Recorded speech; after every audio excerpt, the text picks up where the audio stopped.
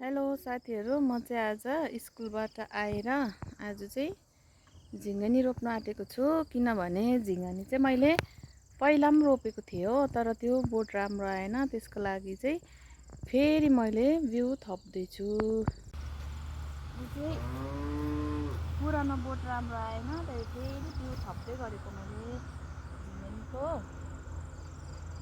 मजाले उम्रिन्छ नि, भोलिपछि अर्को ठाउँ पनि सार्नुपर्छ।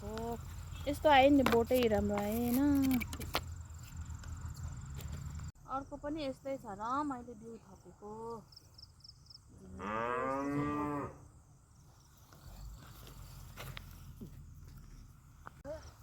ल है साथीहरू, आज चाहिँ म करेलामा माटो पुर्याउँदैछु। अस्ति रोपेको करेला चाहिँ यत्रो यत्रो भएको छ, पुर दिने बेला भएको थियो। आज चाहिँ करेलामा लागेको छु है म।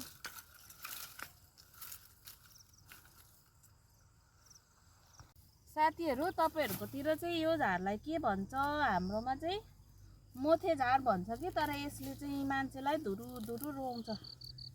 आज उखैले भोलि नै निक्लिहाल्छ। यो चाहिँ साह्रै बेसी नराम्रो खालको झार हो यो चाहिँ।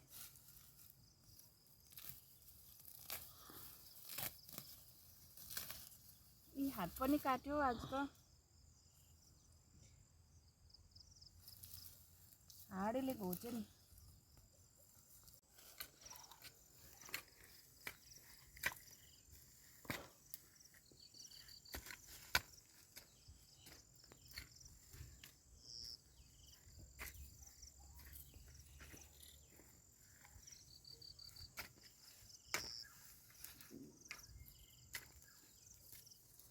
हुन्छ, आजलाई यति नै, बाई बाई।